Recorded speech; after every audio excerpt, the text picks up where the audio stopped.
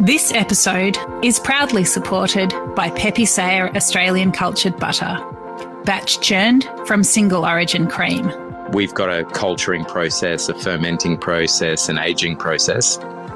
So the butter will taste very different than, I guess, the average supermarket butter.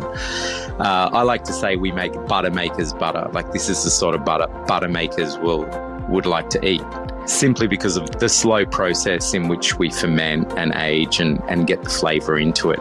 You know, the natural fermentation that gets all the flavours into the cream, and then once you churn it, you end up with this really rich, flavoursome butter that evolves and changes because it's a live culture that's in the butter as well.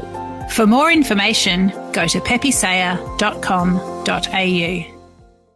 Mate, when it's a beautiful day like it is today, the office is absolutely gorgeous. You know, the water is flat at the moment. There's not a cloud in the sky. You know, you're out in the boats, and that's the beauty of farming oysters. There's the office place. It's amazing. We're right in the middle of nature. This is Fishtales, a seafood podcast. I'm John Susman. The Australian oyster industry has a rich history that is intertwined with the contributions of Greek immigrants.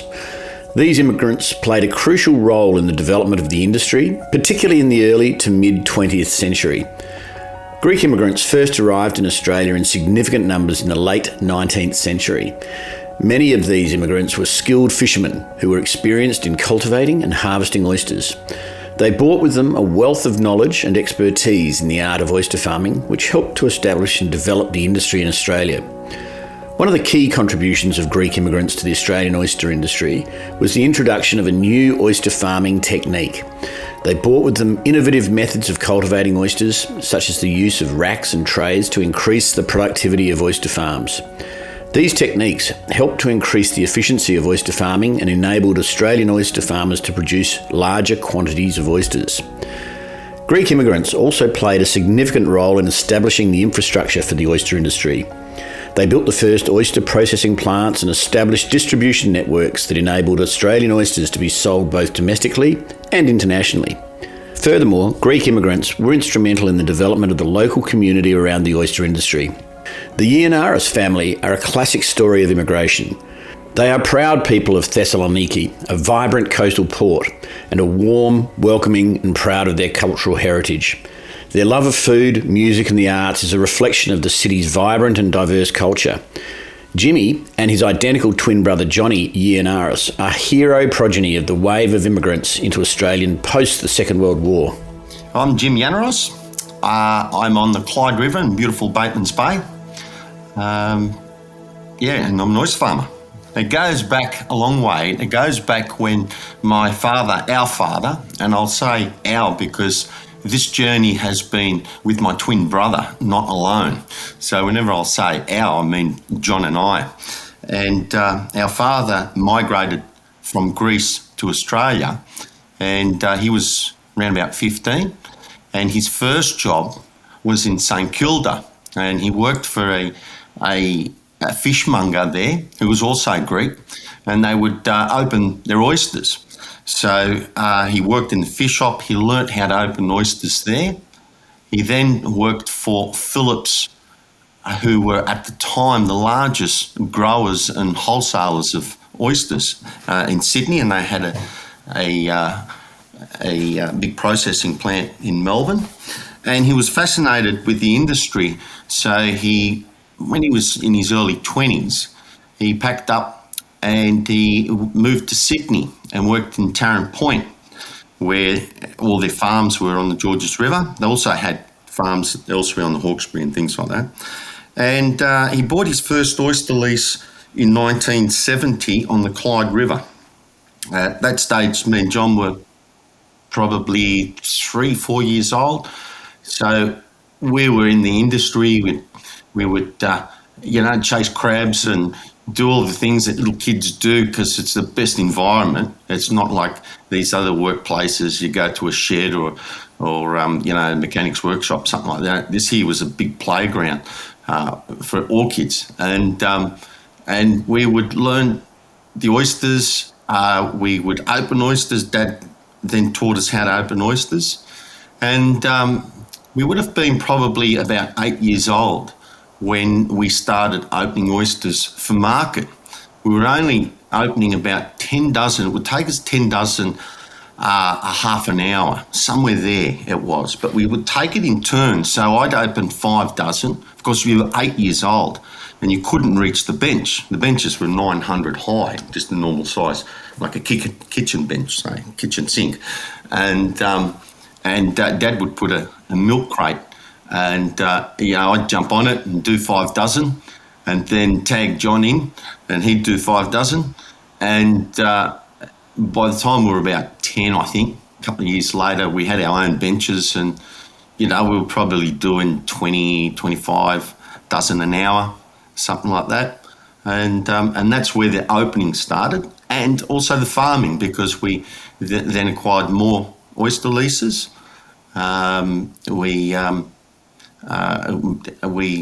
were working on school holidays and after school weekends, and we were 14 and 9 months when we left school.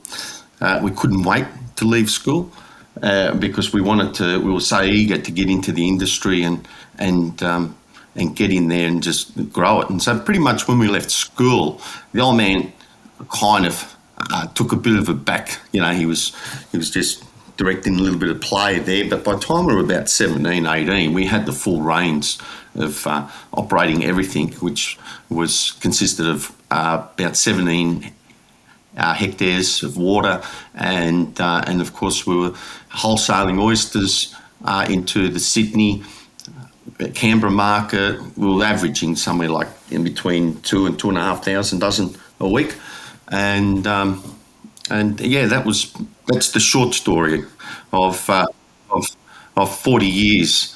50 years, really, 50 years. That's a short story of 50 years, yeah. The region surrounding the Clyde River in New South Wales is known for its natural beauty, wildlife and cultural heritage. The river flows through lush forests and hills and is home to various fish species. The region has a rich Indigenous history, and visitors can explore historic sites and enjoy outdoor activities like kayaking, fishing and birdwatching. Most importantly, it is also a powerhouse estuary in the production of high-quality Sydney rock oysters. What's special about the Clyde is it's an amazing river. It's a huge river.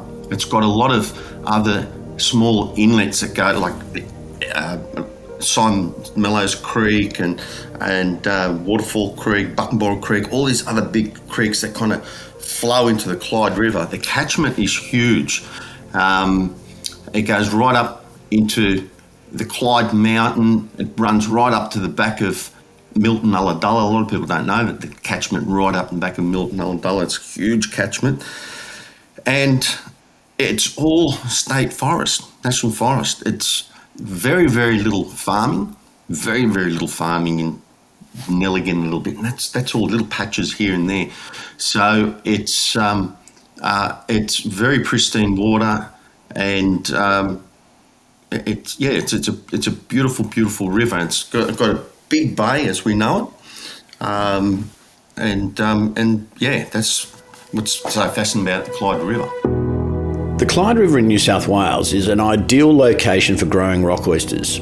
The river's unique mix of fresh and salt water creates ideal growing conditions, providing a constant flow of nutrients and ensuring a high level of water quality. The river's sheltered location protects the oysters from harsh weather conditions and predators, allowing them to grow and develop naturally. This, along with the expertise of farmers such as Jimmy and Johnny Yiannaros, make the Clyde River renowned for producing high-quality oysters with a distinct flavour and texture.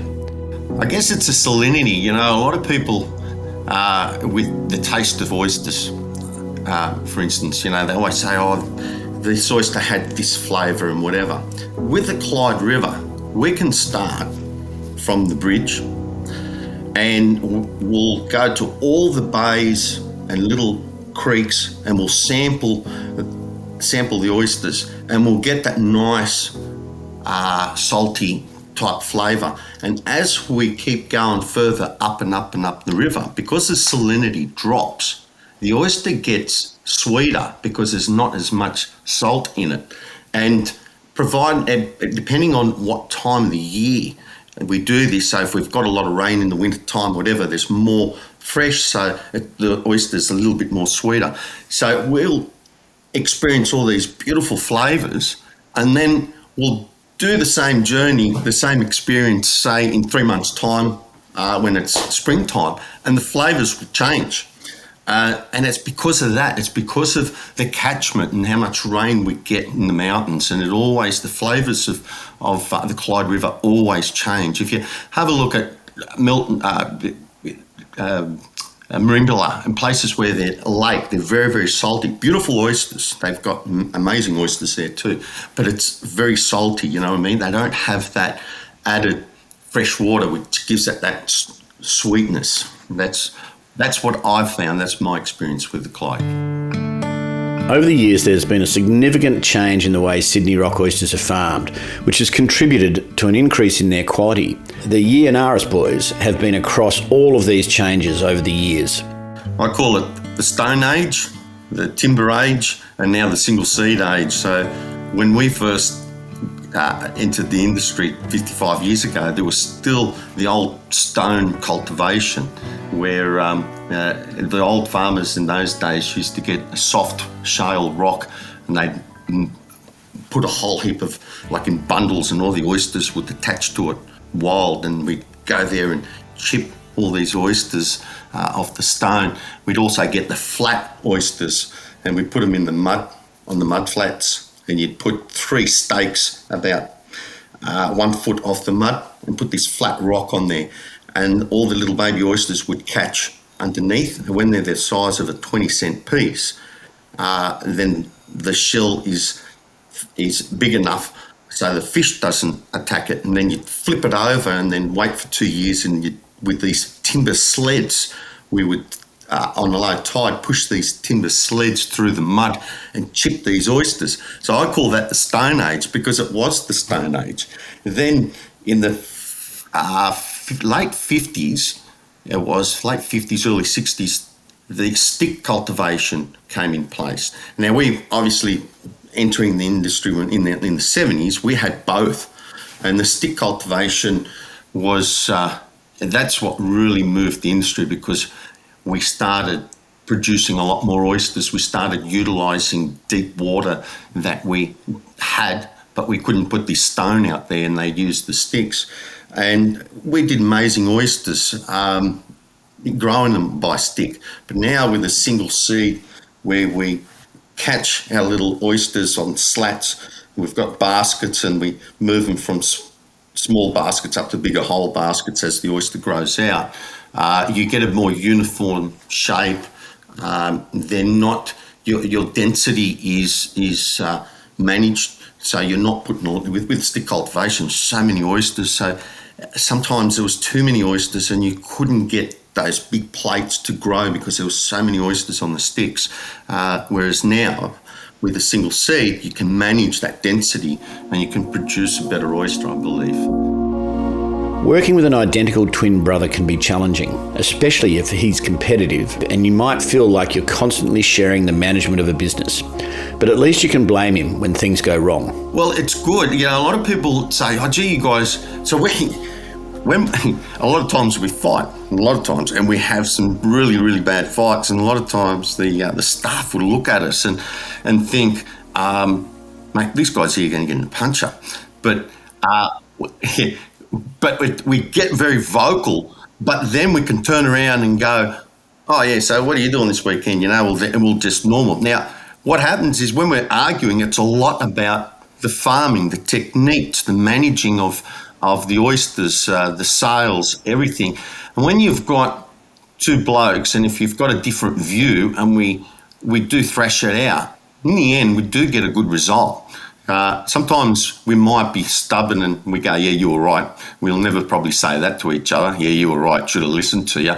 But the person that gives in is the one that then realises that they were the person that was probably in the wrong, so to speak. But by having that fierce debate, what I found is we've been able to make really good business decisions. right? If you go with someone that always agrees with you and you agree with each other, you don't get the best result, because you could be walking, you could be putting yourself in a position where it's not a good thing. But if you've got one bloke going, no, you're wrong, whatever, and you have this debate, then you come up with a better decision. That's what I've found. So the end result has always been a good result, a good positive result. Growing up shucking oysters at your father's knee can be a source of great pride. It instills a sense of tradition and connection to one's family and community, as well as a deep appreciation for the hard work and dedication required to be both fast and neat. Shucking oysters also teaches valuable skills, such as patience, attention to detail, and a respect for nature and the environment. All the practice is also a pretty good way to prepare for the Narooma Oyster Festival shucking competition. I guess, again, it goes back to the early days of you have to do the orders. So we would get all the orders in, and you couldn't ring up the customers and say, oh, look, you ordered 200 dozen, you're not going to get them. That was a no thing. So you either worked long hours and really quick, or you employed people. And at that time, when we were starting off, we couldn't employ too many people. We looked at the budget, so that's what we did. So that's why we became fast openers, because we had to push these orders out, and we would always test ourselves and push ourselves. And it's like, I guess it's like anything else. If you keep pushing yourself, and you're doing it every day, you're going to get better and you're going to get quicker. And that's what happened. We were taught right by the old man. He was taught by the people that taught him, and I've, since then I've probably trained 20 openers. I've taught and coached Dudi, who is an amazing opener, and he's really quick and very clean too, and he's a competitive type of bloke, and that's why he's a great opener too. The first year was I'm trying to think how long ago it was. It was 6 years ago. It was the first time I won it, so it was good. It was I beat my brother, so that's we have these arguments, but I beat him at that one. It's good. I guess, when you win something, you feel you're humble, and that was pretty much how I felt. It was good. When I won 3 in a row, that was really good. And I had my eldest, my first granddaughter, she was there, and winning that 3 in a row was good, because I then gave her the medal. She's got it tucked away. And when I beat the world champ last year, I had my youngest granddaughter, and I gave that medal to her. Beating a champion as an underdog sportsman can be an exhilarating feeling. It is a triumph of hard work, perseverance and skill against seemingly insurmountable odds. Victory is not only a personal accomplishment, but also a validation of one's dedication and belief in oneself. It inspires a sense of pride in one's abilities and can also serve as a powerful motivator for future successes. For the spectators, it's an inspiring and memorable moment, a reminder that anything is possible with determination and effort. Stephen's a really, really nice guy. I had the pleasure to spend a little bit more time with Stephen when I went to Ireland. I only met him, when I first met him was on that day just before we raced. And I always knew it was going to be hard, a disadvantage to Stephen, because our oysters aren't all the same. And the Sydney Rock is a very hard oyster to open, and you have to open dozens, not oysters, but dozens, to really get a grip of what that oyster's like and how much force you put into it without breaking the shell, how it pops open.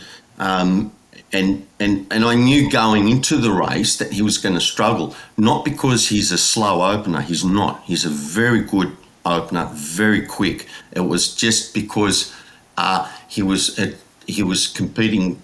He was racing with an oyster that he's never experienced. I think he only opened a handful of oysters. So, but winning was amazing because when the crowd was cheering, you're hearing the crowd go and then cheering, but you don't think they're cheering for you because you think they're cheering for, well, they probably were cheering for Steve and whoever, and obviously Sally. Sally was in the race. Sally's amazing. She's a really good opener, and of course with Sally, but it's not until you win it and you hear the cheer just go ballistic that you go, oh, some of them were cheering for me. Yeah, that's the way I felt, really. It was more of the crowd. The World Oyster Shucking Competition in Galway, Ireland is an annual event that attracts skilled shuckers from around the globe. Like the Narooma Oyster Shucking Competition, contestants are tasked with shucking as many oysters as possible in a set amount of time, with the fastest and most accurate shuckers crowned the winners. The competition is a celebration of oyster farming and shucking, as well as a showcase of the world's best shuckers and their techniques. Jimmy proudly represented Australia at the world title in 2022. Going to Ireland was a great experience. We met some really, really nice people. They're great people over there, and the country is an amazing country. And it was so the competition. The World Comp was on a Saturday afternoon. The Friday, we all assembled this is all the competitors, we assembled at a cathedral there. We met at the cathedral and the bus came and picked us up. Stephen was there, the Kellys, who are the major sponsors of the World Comp, and they also provide the oysters. They were there on the bus and they took us to this area where they had this cart with the oysters on it, and it was right on the edge of the river. And there were two other farmers met. They talked about the oysters. They had their native flat oyster, and that's the oyster that we use to race with. And they also had the Pacific oyster that they farm. And they explained the two species. They told us their methods of how they farm them and what they do, and the waters and the Atlantic waters and everything. And then from there, we went back on the bus and we went to Moran's Seafood Cottage, and it's a very well-known seafood, and they say it's probably the best seafood restaurant or cottage in Ireland. Beautiful place. It's got the old thatch roof over it, and we went there for lunch, and there was more openers that were going to compete, and the Irish guys, a lot of the staff in there that open the oysters, so they're known for their oysters, and a lot of the guys that open the oysters there, they competed that night, the Friday night. They competed in the national competition, the Irish national competition.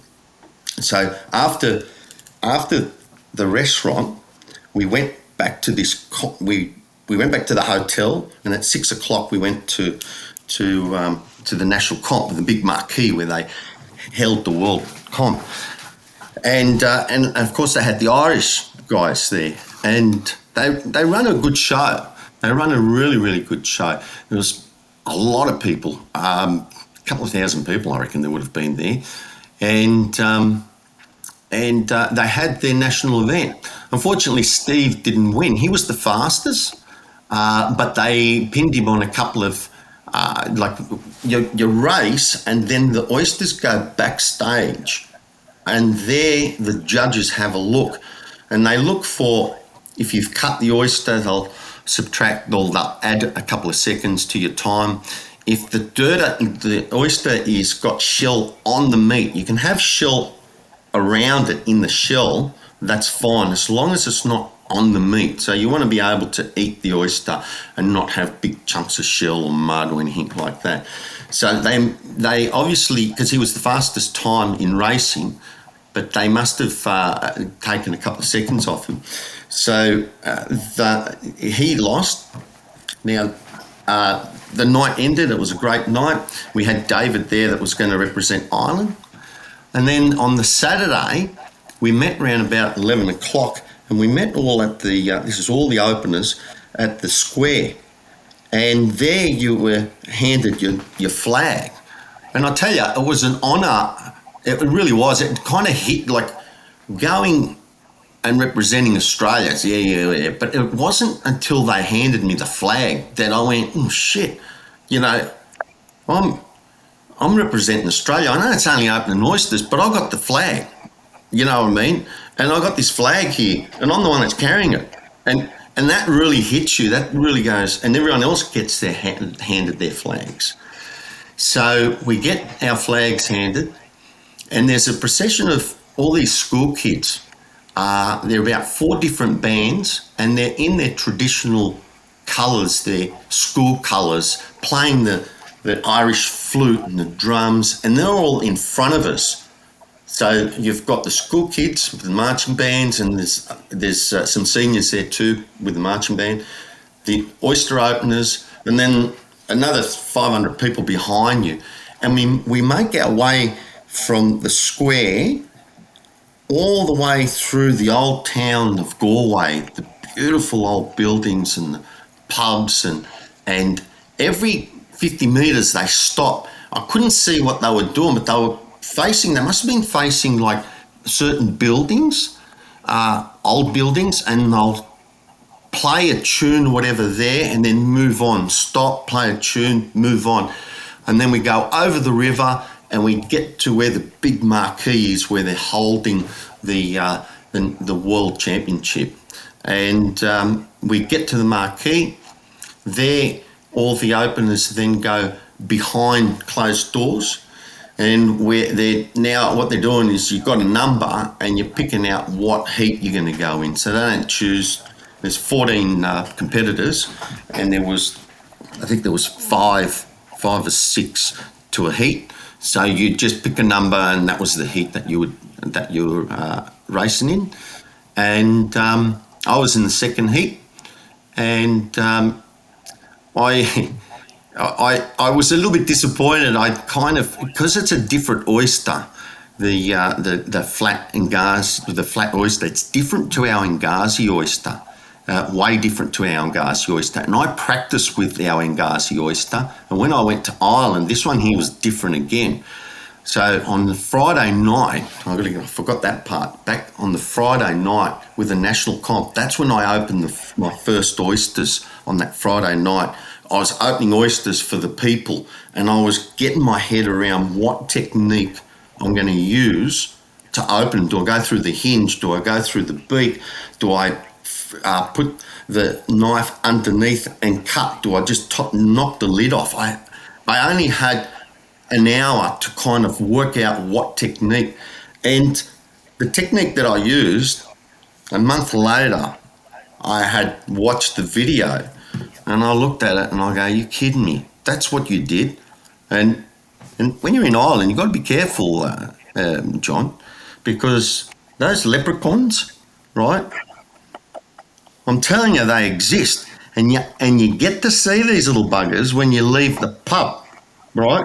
You never see them. When you leave a pub, they appear, right? And you know what they do? They drag you and put you in another pub, right? And I think I must have had too many drinks, and I didn't get enough sleep, so I didn't pick my technique. I should have just ran my normal race, you know. But look, it was a great experience, and I think I came third last or something like that in the end. But it was an amazing experience. I met some really, really nice people, the Irish and also the people that we competed against. To be quite honest, I wouldn't mind going back. Saturday's the race, and I'm looking forward to it. I want to go back and give it a second shot and see if I can do it properly and win it. If not, whoever does win on Saturday and goes to Ireland, I'll definitely put my hand up and help coaching them and just, you know, give them some really good advice and tell them what they should be looking at doing and really just stick to what you do here in Australia. Just run that race, you know, don't change. That would be my advice, and get there earlier. And don't go to the pubs and that. Keep away from those bloody little leprechauns. The Australian Oyster Shucking competition, held in Narooma, is one of the highlights of the annual Oyster Festival. The competition brings together some of the best oyster shuckers in the region, all vying for the top prize. As a contestant, the pressure is on to shuck as many oysters as possible in a limited amount of time while maintaining accuracy and great presentation. The sound of the crowd cheering you on, the thrill of the competition, and the chance to showcase your skills in front of a live audience all contribute to the excitement of the event. Some refer to it as the Melbourne Cup of Oysters in Australia. Jimmy and his brother Johnny are regarded as champion thoroughbreds, given their legendary performances at the event. My thoughts for the competition is my form's pretty much the same. We've got some really good young openers that are coming up. Like last year, there's a handful of guys that work for Australia's Oyster Coast and some other guys that competed. Travis, I forget their names, a couple of other dudes there, but they're really good young openers. And I'm sure that their second time on the stage it's very nerve-wracking. When you're competing and opening oysters in front of a crowd, it's different when you do it and you're racing against each other at your workplace. But when you've got the crowd in front of you, you do get stage fright and the nerves do go ballistic. And I tell them this, the young fellas, I get it. And I don't think that because I've been doing it for a while, I don't get it. I get nerves too, and it's only normal, and that's what I'm trying to tell them. So the competition's going to be strong, and how I'm feeling all right. But as I said, if I get beat, it'll be my pleasure to help one of these young blokes if they're going to go over, and it'll be a pleasure to help them and go along that journey and win it and come back with the world. Johnny's form's good. John's form's good, but he knows he's won it twice. So John's won it twice. And in those two times that he's won it, I haven't competed. I wasn't at the Narooma Festival. I had a few other things to do. So he knows that, right? And he knows that I'm racing this Saturday. So he's a little bit sad because he's going to get beat. And I might get beat by someone else, but he knows I'm going to beat him. So that's where John's at. An Australian oyster shucking champion and second-generation Clyde River oyster farmer may contemplate retirement due to a variety of reasons. It could be a desire to spend more time with family or pursue other interests outside of oyster farming. The physical strain from years of farming and shucking, along with changes in the industry, may also encourage him to retire. Despite this, retirement for such an accomplished individual may be bittersweet, having devoted much of his life to the craft and the pride they take in their work. The decision to retire may also be influenced by the next generation of oyster farmers as they look to take on the mantle of contributing to the industry legacy. Whenever Jimmy Yiannaros decides to retire, he can feel proud of the incredible job he's done farming great oysters on his beloved Clyde River and training a generation of master shuckers. If he does retire, there's sure to be a great sigh of relief from the many competitors in the annual Australian oyster shucking competition at Narooma.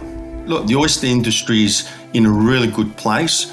There's a lot of interest, and which is great.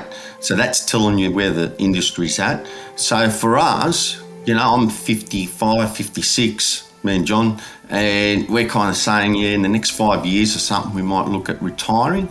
And, the plans are to probably sell Batemans Bay Oysters, possibly keep 3 or 4 hectares to just have a play around, because I can't see us ever leaving the industry totally. We'll scale down, but that's what we're looking at. When we're 60, sell Batemans Bay Oysters, and then probably just keep 5-6 hectares and just have a play around and still stay with, because there's a lot of good people in the industry, amazing people, and that's the Narooma Oyster Festival.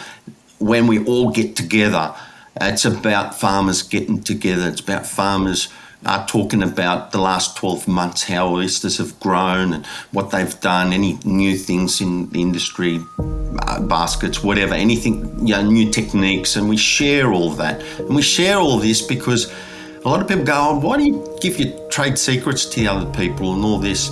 Well, the farmer, our end result is to grow a great oyster and get it to the plate and make sure that everyone has that beautiful experience.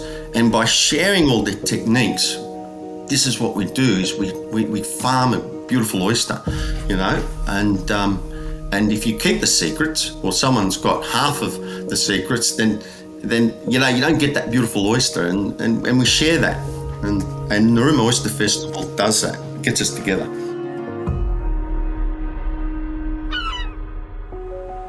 This is Fishtales, a seafood podcast. A Deep in the Weeds production. I'm John Susman.